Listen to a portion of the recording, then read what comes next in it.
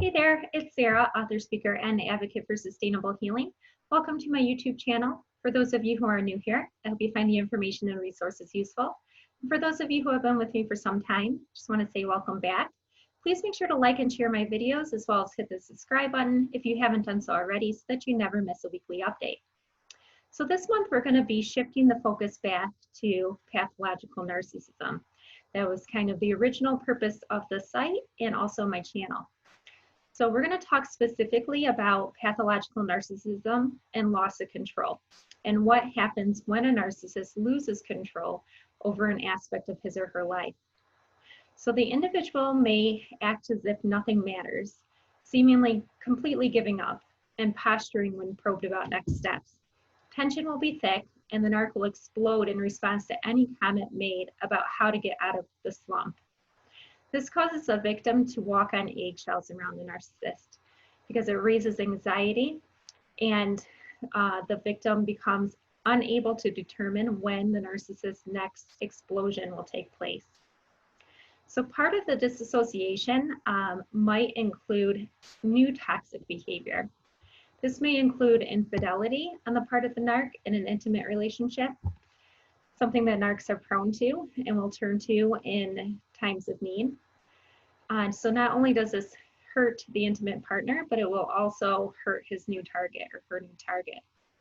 Narcissists are incapable of feeling any sort of real empathy or emotion for anyone else. Thus, the target serves only one purpose, and that is to provide relief during a stressful time. So this is one of the most mind-numbing things for victims of pathological narcissists.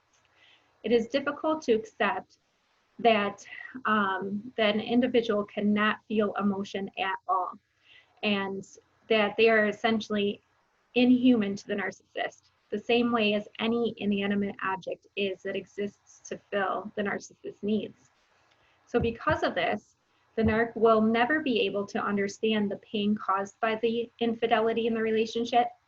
When a partner who finds out suffers and continues to suffer from the behavior, the narc will see it as no big deal and will likely tell the victim they're overreacting and they need to get over it. When this is inevitably impossible, the narcissist will feel a dip in control and become abusive. It's a toxic cycle, and one that the victim is responsible for breaking. Only the victim can do this.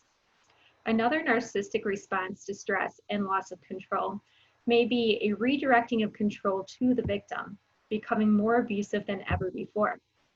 There will be a blame shift, and suddenly the target will be responsible for every negative circumstance, regardless of how disconnected this may seem. This is because a narcissist will never accept blame for anything. They are masters of deflection, even when something has happened as a direct result of their actions. And this is a dangerous situation to be in, right?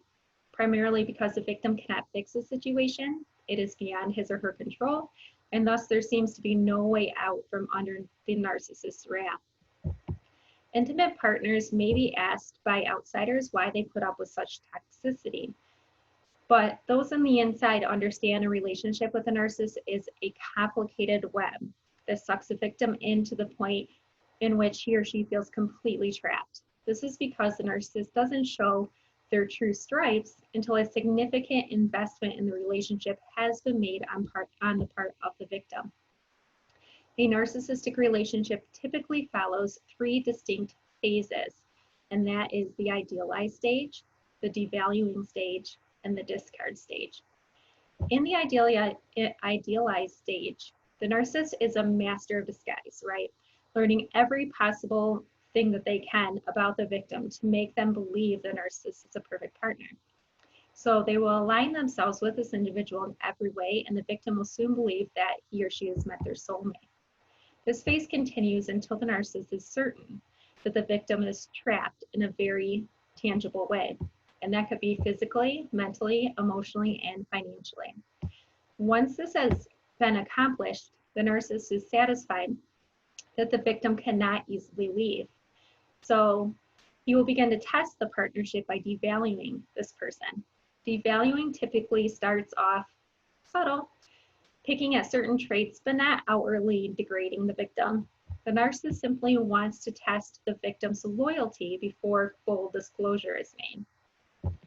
And because of the extensive grooming that is done prior to this point, the victim will feel totally trapped in the situation. There's no happiness left eventually, and thus narcissistic supply is gone as well. So the narcissist will discard the victim in favor of a new target, and the cycle happens over and over again. So this is why it is more difficult than initially perceived to end a toxic relationship with a pathological narcissist, and why it is terrifying for a victim to see the narc lose control. Victims tend to allow their narcissistic partners to maintain control for a period of time and dominance because it is perceived to be easier than to fight back.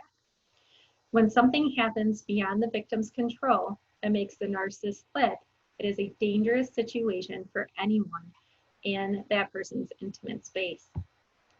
So like I said, this month we'll be focusing on understanding the mindset of pathological narcissists and safety strategies for sharing space with such an individual. There are ways to assert and protect oneself in a toxic relationship, but doing so the wrong way can be particularly dangerous. We'll also review self-care strategies to help the healing process after breaking free. So stay tuned until next week. I hope this was helpful. If it was, please make sure to like and share my videos, as well as hit the subscribe button if you haven't done so already, so that you will never miss a weekly update. And I will see you again very soon. Thanks.